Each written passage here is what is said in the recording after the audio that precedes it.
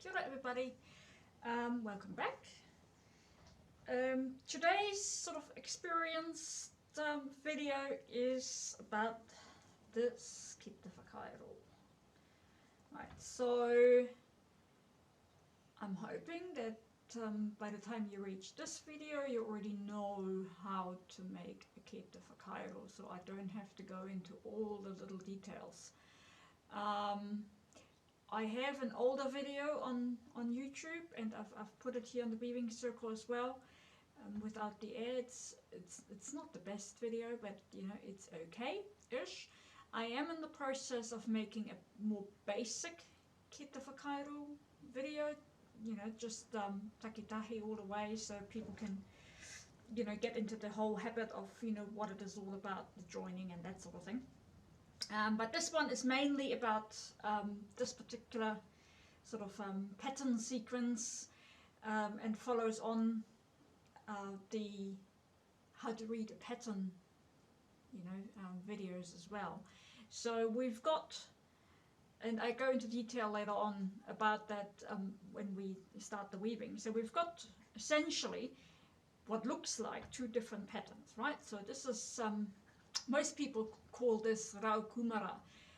I learned it as a simple broken step pattern, you know, because the step is broken. But you know, there are probably, I don't know how many other different names there are for it, depending on the region, and hapu and iwi and all that sort of thing.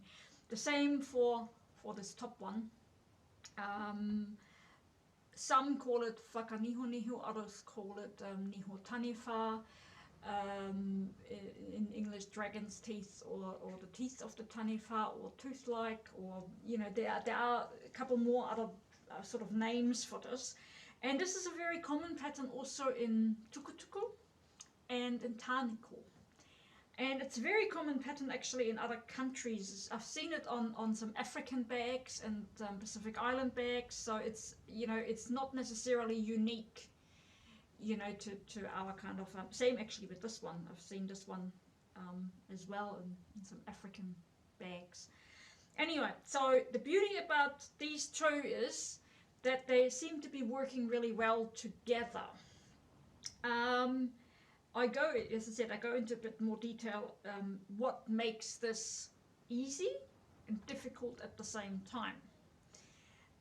The dye, I mentioned that before, is the basic dye from Jakarta, sort of this is the crystal violet, and there is a little bit of purple in some of these whenua that I dip dyed, you know, with my dye experiment, and this is called malachite.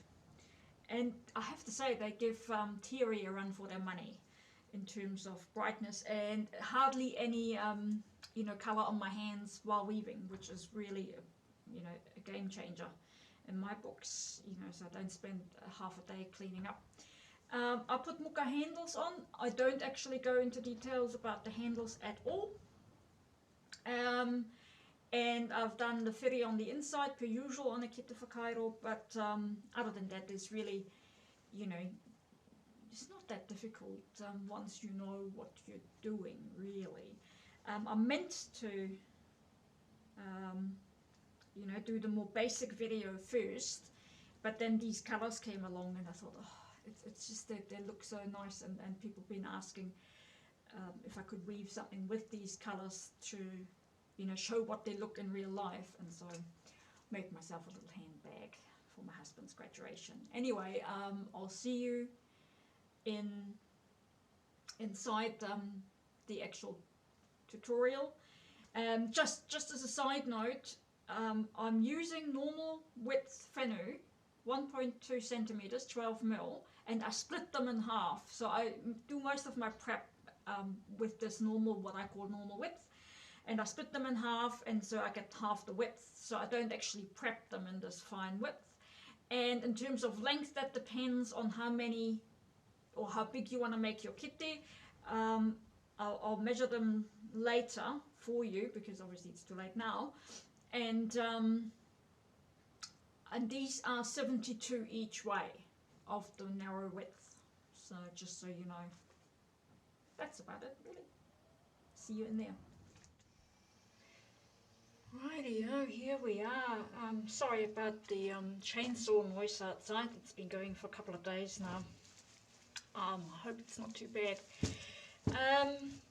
So I've mentioned this before, and I think in my prepping video, I've mentioned it anyway, that I normally prep my whenua just the normal width, what I call the normal width, which is 1.2 centimeters. And then if need be, I split them, you know, after prepping.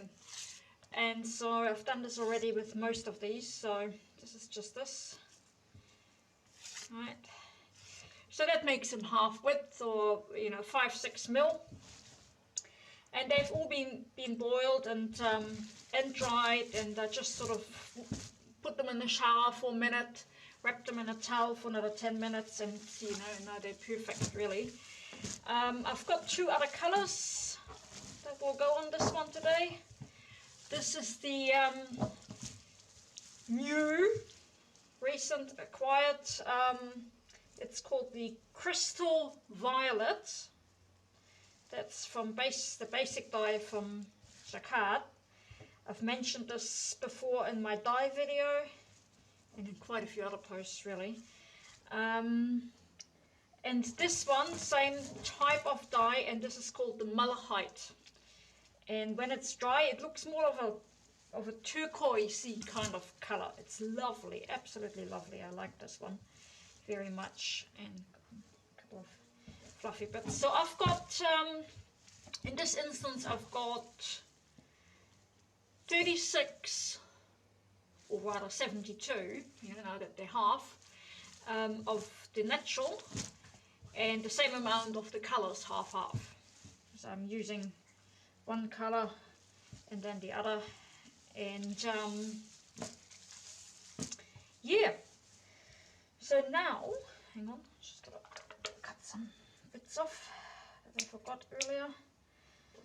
And now we just need to lay them. Now, there are, oh, you know, if you've woven Kete Whakairo before, you know that once you join them, you know, once you join them, the pattern sometimes, most times really, will change. So some patterns are a bit more difficult to weave on the reverse. And that depends really on the pattern, of course, you know, but also on your skill as a weaver and how you can imagine, you know, what it's supposed to look like. If you think this is too hard for you to do the reverse, then I highly recommend start weaving on the dull side in the first place. So that way, once you join, you don't have to reverse your thinking. But that's, you know, really up to you. Anyway, so what we're doing now is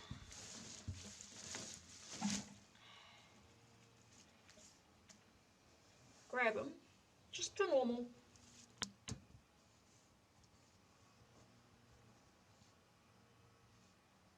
And just lay them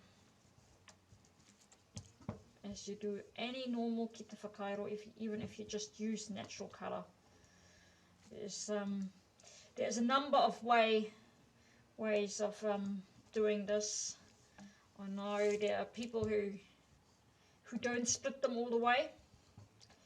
And there's other people who put weights at the bottom to keep the tension. There's others again who sort of tie them together. I don't do any of that. The way I learned was just have the tension right from start, and that way they just really, you know, I don't have that kind of issue. So in terms of numbers, I'm working in this instance with multiples of 6. So 1, 2, 3, 4, 5, 6. One color, different color, 1, 2, 3, 4, 5, 6. Start another color. All the naturals going this way. You can just use all natural, or you can just use one color. That's totally up to you. You can even use, you know, 4 or however many colors you want. That's, you know, like, it doesn't really affect the pattern as such. Sometimes color benefits a pattern, and sometimes it just makes it sort of take away from the pattern. So don't focus too much on the color. I'm using it merely so you can see the pattern later on better. You know, like yeah, I've mentioned it so many times. So most of my videos, they're really aimed at people who already know what they're doing. So they're not really meant for beginners. Which is why, you know, they made now for mostly for the weaving circle, you know, because I know you guys, you know already what you're doing.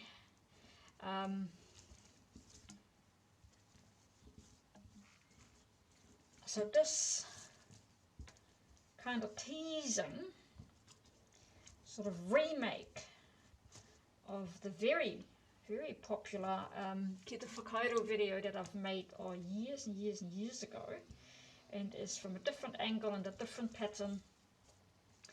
So if you want to know more in terms of, you know, how do I continue, how do I get into the pattern, how do I join, lock off, etc.,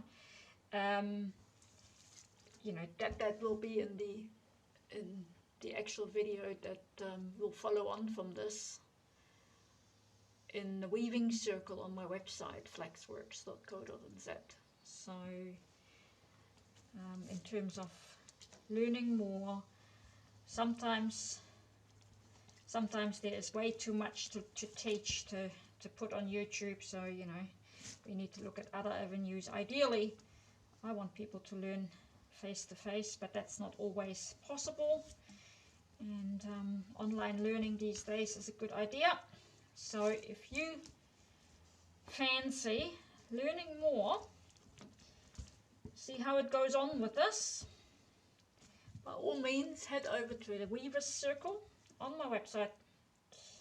Sign up, even if you just want to sign up for months. There's 40 odd videos there already on all sorts of subjects: boiling, dyeing, different types of kete, how to read a pattern, easier projects, harder projects. So just shoot over there, sign up, even if it's just for a month, and I'll see you there. And you know, if you already know how to do this, then that's totally fine. You don't need to sign up.